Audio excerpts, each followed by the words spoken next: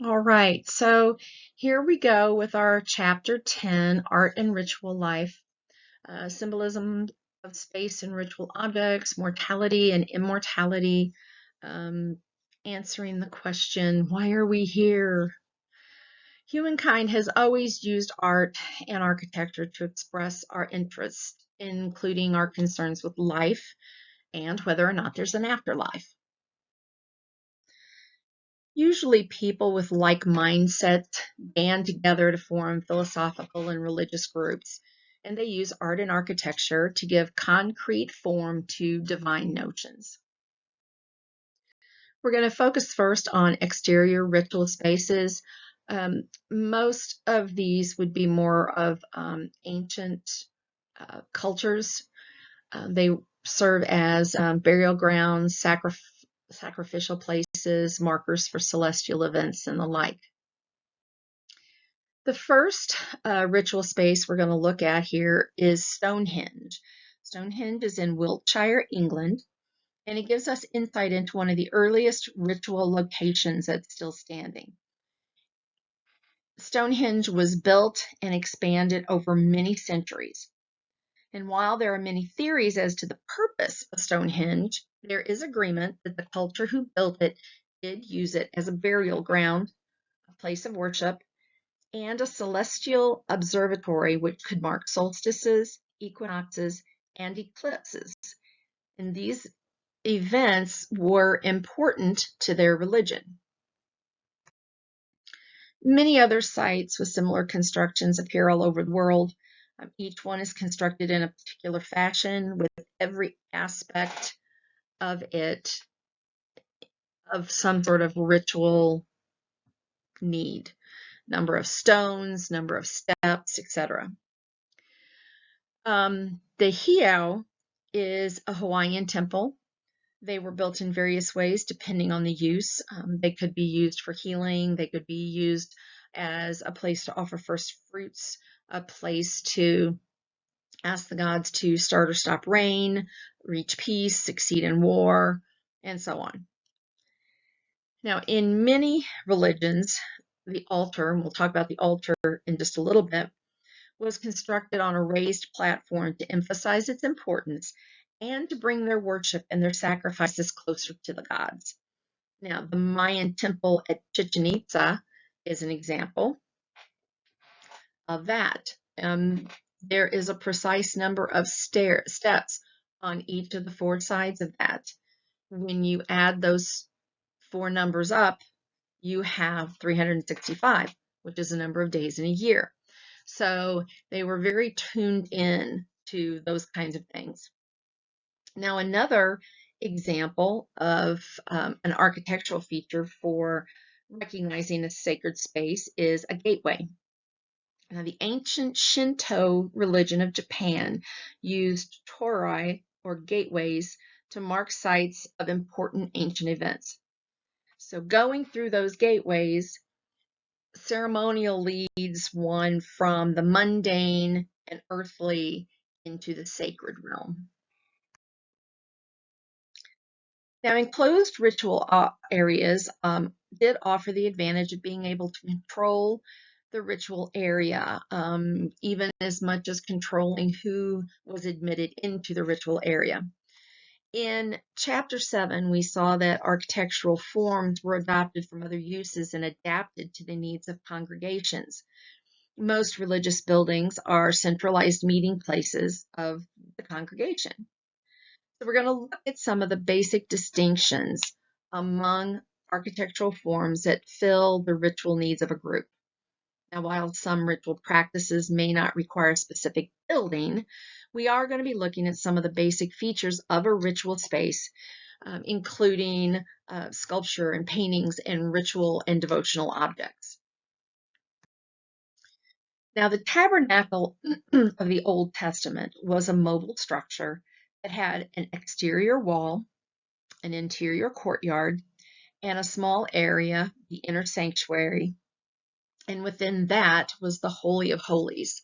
And the Holy of Holies was only accessed by the high priest on one day of the year. The altar was generally in the outer area for the sacrifices, sacrificial offerings of the people. Now, there are really too many symbolic features associated with worship to talk about. Some features are easily identified as part of a sacred space. On the exterior, we may notice a steeple, perhaps a bell tower with chimes, or a minaret that summons congregants to worship. We could talk forever about the footprint of many cathedrals. That's the floor plan. We could name all of the parts, the nave, the transepts, etc., and the thinking behind the layout of these buildings, but we don't have time. Often there was a room, inside or outside, that would allow congregation to walk around a sacred object. So we're going to talk about the features and forms of the sacred interior. We're going to be talking about three pieces specifically. That would be the altars, the fountain or the fount or the pool, and the pulpit or the minbar. The altar is an important piece of furniture for religious rituals and is found in virtually every civilization. Now, the altar in ancient times was a site of sacrifice, either animal, human, or both, depending on the religion. So here on the left, we see an elaborately carved altar that would have been used for human sacrifice. The hole in the middle is where they would have placed the heart.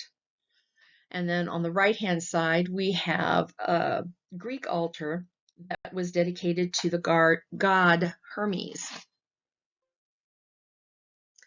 So now we're getting a little more elaborate. This is the altar in St. Peter's Basilica in Rome. Now here, the high altar is actually the low white marble piece that's in the middle. And there are many small chapels around the exterior, the perimeter of the building, and each of those have their own smaller altars. Now, the structure around the altar is the baldachin, or the canopy, and this one is made of brass, and it was made by Bernini. Now, the last photo here is a photo from the church I attended for many, many years. And when this new building was being designed, we took the name Holy Trinity and used the Trinity idea in all the furniture.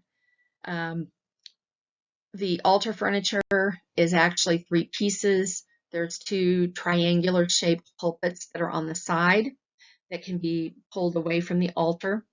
There are triangular insets of contrasting wood on both the altar and the pulpit. And the symbolism in a worship area knows no bounds. There's often a place in the sacred interior for some sort of ritual washing. Today we see holy water founts in the Catholic Church where parishioners dip their fingers in to make the sign of the cross as they enter the sanctuary. Baptismal fonts are also reminders of washing away the old Adam. The pulpit is the place where the religious leader delivers the scripture and the sermons. Pulpits can be very elaborate or rather simple. Many cathedrals have elaborate pulpits that are elevated so the priest can be seen better by the congregation. Simpler pulpits may be placed on a riser to serve the same purpose. Most every sacred interior has some sort of sculptural or painted expressions of the belief. We can kind of tie this back to when we talked about the materials. Very often, these sculptures or paintings are made out of some of the most luxurious and the best material because they were considered sacred. On the left, we see a Bodhisattva of the Hindu religion. I'm not even going to try to pronounce the name because I will butcher it terribly. Now, this particular one is the compassionate one, and this is a symbol of the ability to sense humankind's needs. The Virgin Mary is a statue usually found in Catholic churches. This one is not only sculptural, but it is also painted.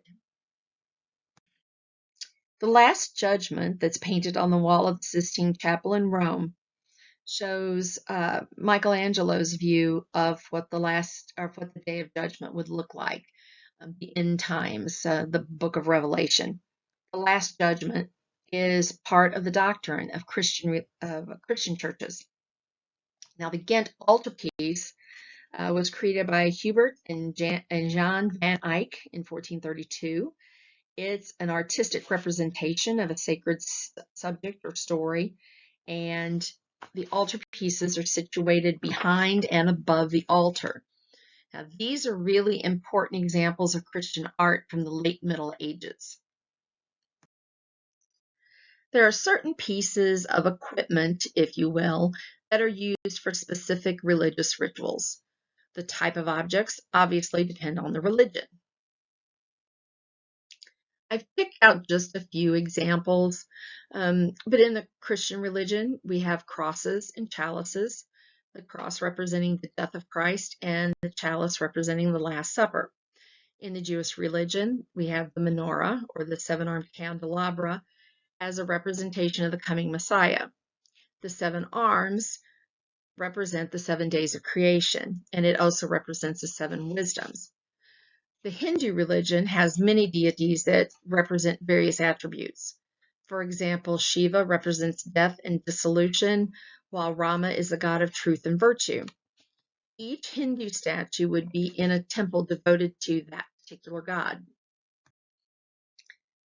So many cultures use masks in their ceremonies. African cultures, Native American cultures, South American cultures, many of these use some sort of a mask for ritual behavior. And the masks might represent a number of different entities, and they may be used to celebrate a number of different points in a person's life. Now, the natives of Papua New Guinea have religious societies. This particular one, only males can participate in the Duk Duk, even though they're representing both male and female characters. The society hands out all issues of justice and any kind of tribal matter.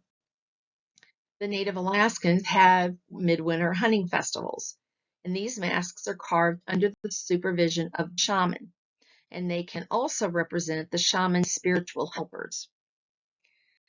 Now, the Awa Society of the Dogon culture in Mali use masks during funerary ceremonies. The Kanaga mask evokes the creator god Amma. The double cross shape is a reminder of the creation of the world. We can tell a lot about cultures when we see items that were found at their burial sites. Typically, burial sites were not disturbed for fear of reprisal from the gods. But there is an argument to the age of the oldest burial sites. They have been dated anywhere from 300,000 to 100,000 BC. A look into the pyramids of Egypt can give us insight into the ceremonial rites of the dead. Paintings on the walls would chronicle the life of the person and their journey into the afterlife, and there was specific ceremonies for their journey into the afterlife. The burial sites would also contain items that the deceased would need in the afterlife. Obviously, the more important the person, the more extravagant the items. We already talked about the ancient burial ship at Sutton Hoo that gives us insight into the lives of early medieval cultures. In a fashion similar to the ancient Egyptians, this leader was buried with the items they would need in the afterlife. Terracotta soldiers of Qin Shi Huang, the first emperor of China, is an impressive collection representing his armies that he would need to ward off opposing leaders in the afterlife.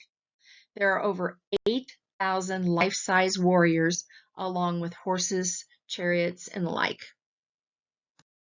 Now, while we didn't specifically hit some of these key terms in the PowerPoint, I would urge you to at least have an idea of what they all mean.